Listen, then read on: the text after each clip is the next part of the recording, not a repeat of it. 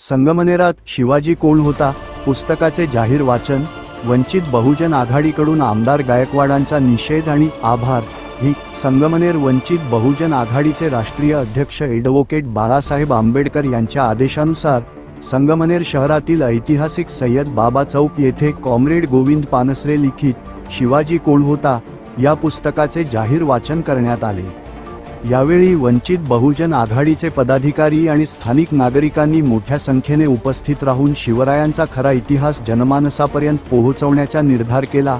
गायकवाडांचा निषेध आणि उपरोधिक आभार या आंदोलनादरम्यान शिवसेना, शिंदे गट, आमदार संजय गायकवाड यांच्या विधानांचा तीव्र निषेध करण्यात आला।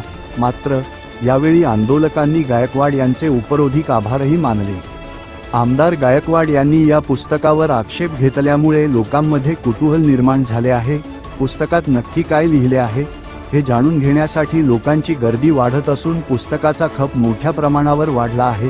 गायकवाड यांच्यामुळेच लोक आता खरा इतिहास वाचायला लागले आहेत, असा टोला यावेळी पदाधिकाऱ्यांनी लगावला। सर्वधर्मीय बांधवांची उपस्थिती सय्यद बाबा चौकात झालेल्या या कार्यक्रमात केवळ राजकीय पदाधिकारीच नव्हे तर स्थानिक मुस्लिम बांधव आणि विविध क्षेत्रातील मान्यवर मोठ्या संख्येने सहभागी झाले होते। शिवरायांचे विचार हे सर्वांना जोडणारे आहेत, हा संदेश या वाचनातून देण्यात आला। यावेळी उपस्थित मान्यवर या प्रसंगी वंचितचे जिल्हा, तालुका व शहर पदाधिकारी उपस्थित होते।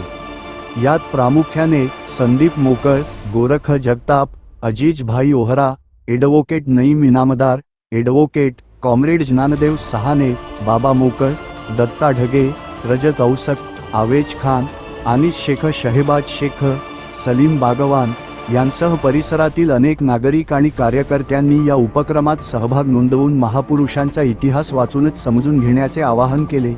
Days news Marathi, Sangamner.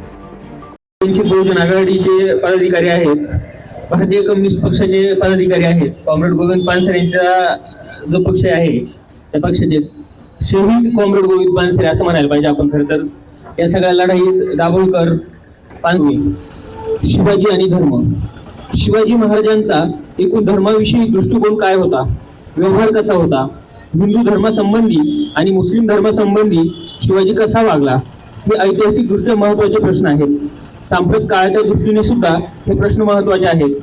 शिवाजी हिंदू होता, शिवाय तो महाराष्ट्रात जन्माला आला व त्याची कर्मभूमीही महाराष्ट्रात होती। यामुळे हिंदूंना शिवाजी संबंधी अभिमान वाटतो, साहजिकच आहे।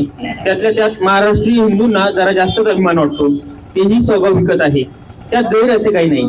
स्वतःचे हे थोरपण, स्वतःच्या धर्माचे मोठेपण, स्वतःच्या प्रदेशाचे मोठेपण हे स्वतः प्रदेशातील आणि स्वतःच्या धर्मातील नामवंत, कीर्तिवंत, गुणी व थोर इतिहास पुरुषांच्या प्रकाशात बघणे व मांडणे हा मानवी स्वभाव आहे। त्या प्रदेशातील, त्या धर्मातील अशा थोर व्यक्तींची संख्या जितकी कमी असेल तितक्या जास्त प्रमाणात हा अभिमान दुणावतो। तथापि स्वधर्मातील थोर पुरुष म्हणून त्या पुरुषाची जी प्रतिमा आपण निर्माण करतो ती अनेकदा अनवधानाने भडक रंगवली जाते, अनेकदा स्वतःला सांप्रतकाळी सोयीचे म्हणून एकांगी रीतीने रंगवली जाते आणि असे करीत राहण्याच्या क्रमात विकृती तयार होते व मूळ खरी प्रतिमा वाकडी तिकडी तयार होते। शिवाजी महाराजांचे कार्य, त्यांचा कारभार, त्यांचा काळ, त्यांनी केलेल्या सुधारणा आणि विशेषतः त्यांचा धर्मासंबंधीचा दृष्टिकोन या बाबतीतील त्यांची जनमानसातील प्रतिमा यथायोग्य व ऐतिहासिक दृष्ट्या बरोबर तयार न व्हायला अनेक कारणे आहेत। महाराष्ट्रातल्या निरक्षर अडाणी माणसाला सुद्धा शिवाजी माहीत आहे, त्याच्या कथा माहीत आहेत, ठिकाणे, नावे, प्रसंग, संबंध इत्यादी अनेक बाबी माहिती आहेत। ही माहिती या खेडोपाडीच्या निरक्षरापर्यंत कशी पोहोचली? शिवाजी शिवकाल, शिवचरित्रातील चमत्कृती पूर्ण प्रसंग, उदत्त प्रसंग, नाट्यमय प्रसंग इत्यादीवर महाराष्ट्रात अनेक पोवाडे रचले गेले। शिवाजी महाराजांच्या काळात व तिथून आज अखेर महाराष्ट्रात असा एकतरी शाहीर होऊन गेला का की त्याने शिवाजीवर एकही पोवाडा व गाणे रचले नाही? याचे स्पष्ट उत्तर नाही असेच आहे। सर्वांनी ते केले आहे आणि ते साहजिकही होतेच।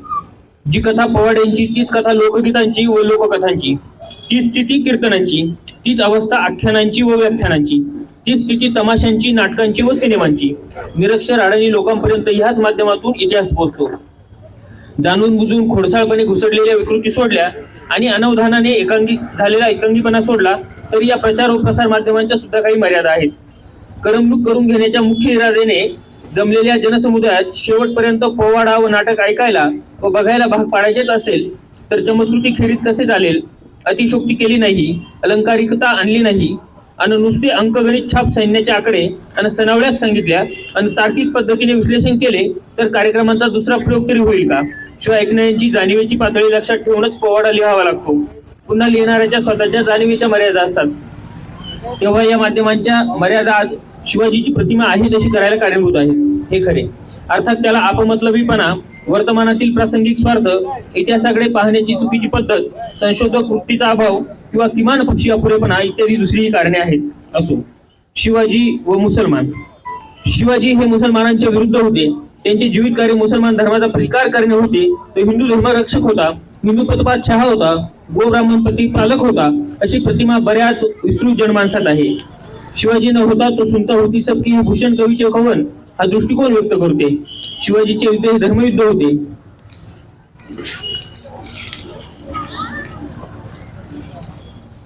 धर्म ही शिवाजीच्या कार्याची प्रेरणा होती.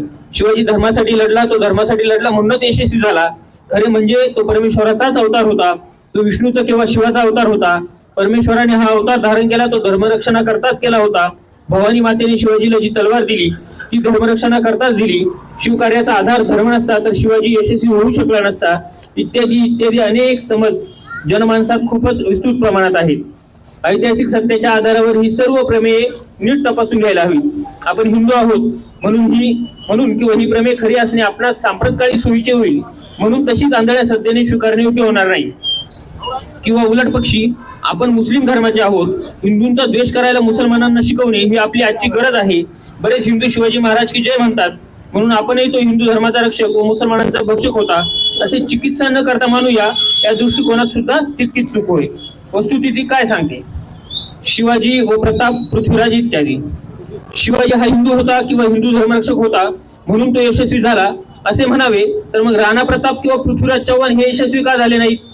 खरे म्हणजे हे दोघे तर निर्विवादपणे उच्चवर्णीय क्षत्रिय हिंदू होते. शिवाजी महाराजांच्या क्षत्रियत्वासंबंधी निदान काहींना तरी शंका काय सांगते? हसन जाफर. समाज बांधव, खरं तर या आमदाराचं धन्यवाद मानायला पाहिजे, कारण खरा शिवाजी आपल्याला समजलाच नसता. त्याने जेव्हापासून विरोध केलाय तेव्हापासून जवळजवळ 10,000च्या वरती पुस्तकं विकले गेले आणि आता खरा शिवाजी लोकांना समजायला अधिक मदत होईल. सध्या जे चाललंय, कोणीतरी बागेश्वर धाम येतो गोबरपट्ट्यातनं, तो काहीतरी विचित्र बोलून जातो, त्याच्या आधी सोलापूरकर बरं होतो, त्याच्या आधी अगदी संभाजी ब्रिगेडच्या कार्यकर्त्यांनी जे भांडारकर इन्स्टिट्यूट फोडलं, तो जेम्स लेन नावाचा माणूस काहीतरी बरं होतो, त्याला मात्र इथले कथित हिंदुत्ववादी काही विरोध करत नाही. छत्रपतींच्या जीवावरती रोज राजकारण करणारे काही बोलत नाही. मात्र प्रशांत तांबे सारखा एखादा कार्यकर्ता भूमिका घेतो, त्याला मात्र विरोध केला जातो. त्याला कोणतरी सन्माननीय सभासद असलेला, विधानसभेतला सभासद असलेला आमदार त्याला शिव्या देतो. ही संस्कृती कुठे चालली आहे? ही महाराष्ट्र संस्कृती होऊ शकत नाही. त्यामुळं हा खऱ्या अर्थाने प्रबोधनकार ठाकरेंचा दगलबाज शिवाजी आणि गोविंद पानसरेंचा शिवाजी कोण होता हे पुस्तक आपण समजून घेतलं पाहिजे. शिवाजी महाराज कौन होता, ये किताब जब मंजर आम के ऊपर आई तो कुछ लोगों ने इसका विरोध किया और ऐसे लोगों ने भी इसका विरोध किया जो हिंदू समाज के ही बाबा माने जाते हैं. इस किताब को मैंने कुछ जगह से पढ़ा है. इस किताब के अंदर हकीकत लिखी गई है कि शिवाजी महाराज की जो मानसिकता थी वो जोड़ वाली थी, तोड़ वाली नहीं थी. और दूसरा मुझे सबक इस किताब से मिला है वो ये है कि शिवाजी महाराज मजहबी राजा नहीं थे, बल्कि वो अपनी रियासत को तरक्की देने वाले राजा थे. उन्होंने धर्म से वफादारी तो की है, लेकिन धर्म के नाम के ऊपर लोगों के ऊपर जुल्म नहीं किया, धर्म के नाम के ऊपर लोगों को उन्होंने बांटा नहीं है. और जो निचली समाज के लोगों पर उस जमाने के ऊपर जो जुल्म किया जाता था, जैसे कि हमारे ओबीसी समाज के लोग हैं, उस समाज को बहुत निचला समझा जाता था. शिवाजी महाराज ने अपनी फौज के अंदर उनको आला ओहदों पर बिठाया, उनको मान सम्मान दिया और समाज के अंदर उनका एक मकाम बनाया. ये थे शिवाजी महाराज.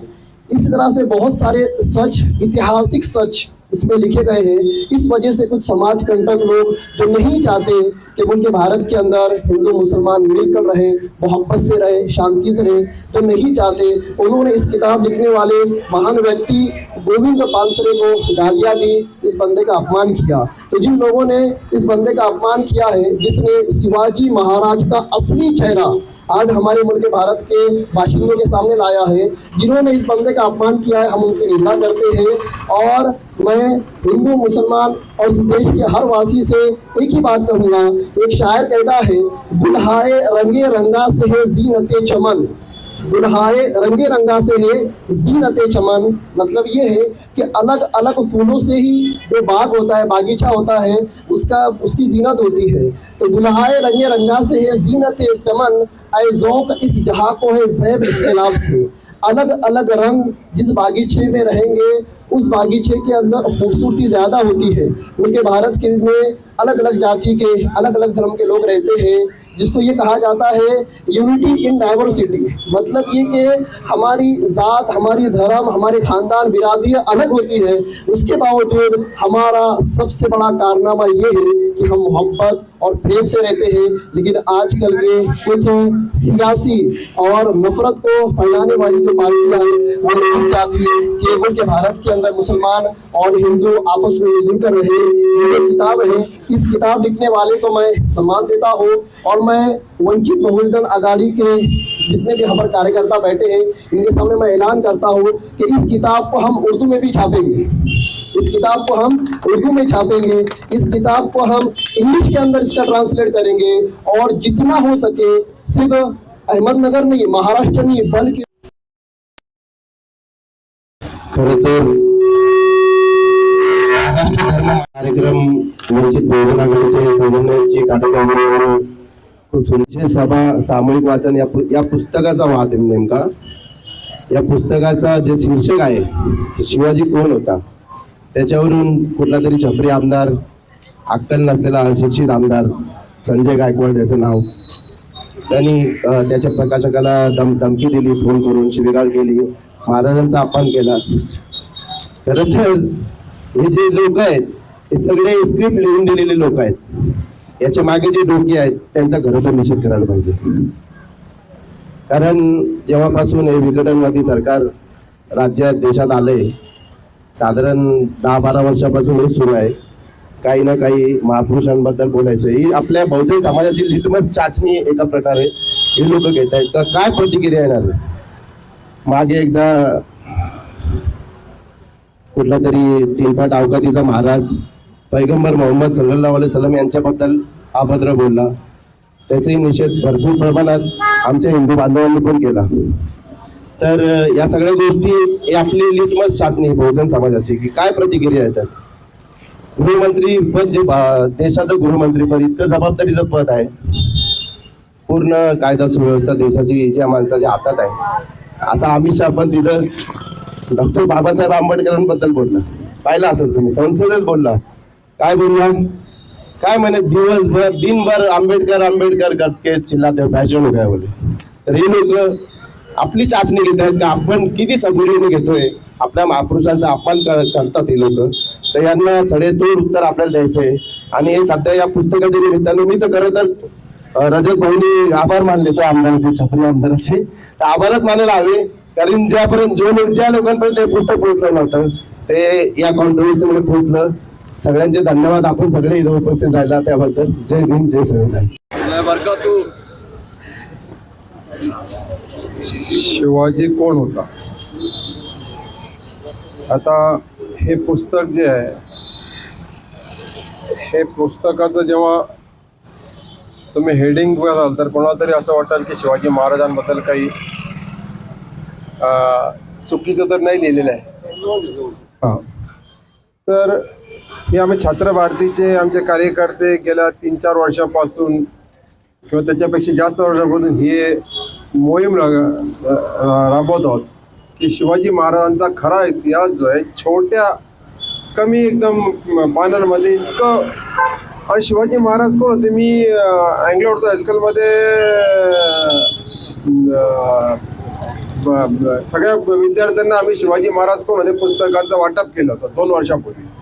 तर त्यावेळेस मी एक घटना सांगितली, शिवाजी महाराज कोण होते त्याचं एक उदाहरण फक्त मी सांगतो तुम्हाला, की शिवाजी महाराजांचं निधन झालं आणि निधन झाल्यानंतर औरंगजेबाचा मुक्काम जो आहे औरंगाबादला औरंगजेबाचा मुक्काम आहे आणि त्या ठिकाणी बातमी पोहोचली की शिवाजी महाराजांचं निधन झालं आणि ही बातमी पोहोचल्यानंतर दरबारामधला एक शिपाई किंवा एक कर्मचारी टाळ्या वाजवून आनंद व्यक्त करतो. काय करतो? आनंद व्यक्त करतो की बरं झालं शिवाजी महाराजांचं निधन झालं. आणि ही बातमी औरंगजेबांना समजते आणि समजल्यानंतर तो जो कर्मचारी आहे त्याला चापकाचे फटके मारायची शिक्षा देतात. आणि ते काय सांगतात, शिवाजी महाराज काय आहे त्याचं ते एक सर्टिफिकेट आहे. औरंगजेब म्हणतात औरतों की इज्जत करने वाला इंसाफ परस्त राजा जो है कि एक राजा का जो है कि यहाँ पर जो है कि उसका इंतकाल हो रहा और उसके ऊपर तो बेवकूफ जो है कि उसके खुशी मला काही आणि त्या पुस्तकामध्ये की शिवाजी महाराज जे आहेत की म्हणजे महिलांची त्यांनी कशा प्रकारे त्यांनी हे केलं. आणि म्हणून हे जे बहुजन वंचित आघाडी बहुजनांचा खरा नेता कोण. आणि आमचे मित्र रजत यांनी सांगितल्याप्रमाणे बरं झालं त्यांनी असं बेताल वक्तव्य केलं. त्याचा परिणाम म्हणून छत्रपती शिवाजी महाराजांचा खरा इतिहास हा जनसामान्यापर्यंत पोहोचत आहे.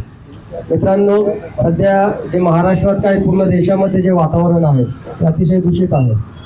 छत्रपती शिवाजी महाराजांचा या ठिकाणी सर्वात मोठेपण हे होतं की छत्रपती शिवाजी महाराजांनी स्त्रियांविषयक जे धोरण होतं. तुम्हाला दोन प्रसंग माहिती असेल, कल्याणच्या सुभेदाराची सून आणि रांजाचा पाटील या दोन्ही घटनांमध्ये स्त्रियांच्या बाबतीत छत्रपती शिवाजी महाराजांनी जे कठोर शासन आरोपींना केलेलं आहे. एकीकडे छत्रपती शिवाजी महाराजांचा इतिहास सांगतात, दुसरीकडे मणिपूर जळतं त्या ठिकाणी स्त्रियांची उघडी नग्न धिंड काढली जाते.